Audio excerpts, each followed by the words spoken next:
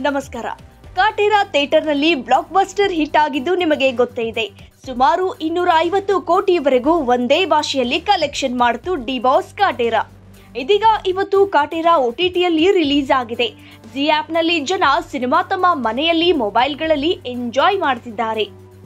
OTTಯಲ್ಲಿ release ಆದ್ರೂ ಕಾಟೇರ ಹವಾ ಥಿಯೇಟರ್ಗಳಲ್ಲಿ ಕಡಿಮೆ ಆಗಿಲ್ಲ.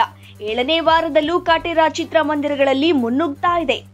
ನಿಜವಾದ ಡಿ ಬಾಸ್ ಫ್ಯಾನ್ಸ್ ಯಾಕೆ ಇಷ್ಟು ಬೇಗ OTTಗೆ ಬಿಟ್ರಿ ಅಂತ ಬೇಜಾರಾಗಿದ್ದಾರೆ.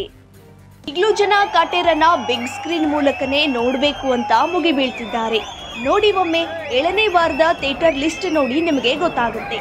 ಬೆಂಗಳೂರಿನ ಅನುಪಮ, ಮಾಗಡಿ ರಸ್ತೆಯ ಪ್ರಸನ್ನ, ತುಮಕೂರಿನ ಮಾರುತಿ, ಮೈಸೂರಿನ ವುಡ್ಲ್ಯಾಂಡ್, ಮಂಡ್ಯದ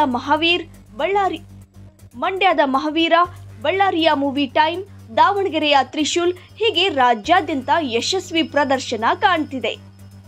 ಈ ಹಿಂದೆ ದರ್ಶನ್ ಅವರ ಯಜಮಾನ ಸಿನಿಮಾ ಅಮೆಜಾನ್ ಪ್ರೈಮ್ನಲ್ಲಿ ರಿಲೀಸ್ ಆದ್ರೂ ಕೂಡ ಥಿಯೇಟರ್ಗಳಲ್ಲಿ 100 ಡೇಸ್ ಓಡಿತ್ತು. ಇದಕ್ಕೆ ಕಾರಣ ಏನು ಗೊತ್ತಾ?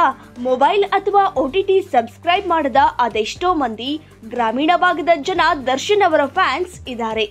ಅವರು ಥಿಯೇಟರ್ನಲ್ಲೇ ಬಂದು ಸಿನಿಮಾ ನೋಡೋದು. ಬಹುಶಃ ದೇಶದಲ್ಲೇ OTTಯಲ್ಲಿ ಬಂದ ಮೇಲೂ ಇಷ್ಟು ಥಿಯೇಟರ್ ಕ್ರೇಜ್ ಇರೋ ಏಕೈಕ ಹೀರೋ ಡಿ ಬಾಸ್ ಅನ್ಸುತ್ತೆ. ನೀವೇನಂತೀರಾ? ಮಿಸ್ ಮಾಡದೆ ಕಮೆಂಟ್ ಮಾಡಿ. ನಮಸ್ಕಾರ.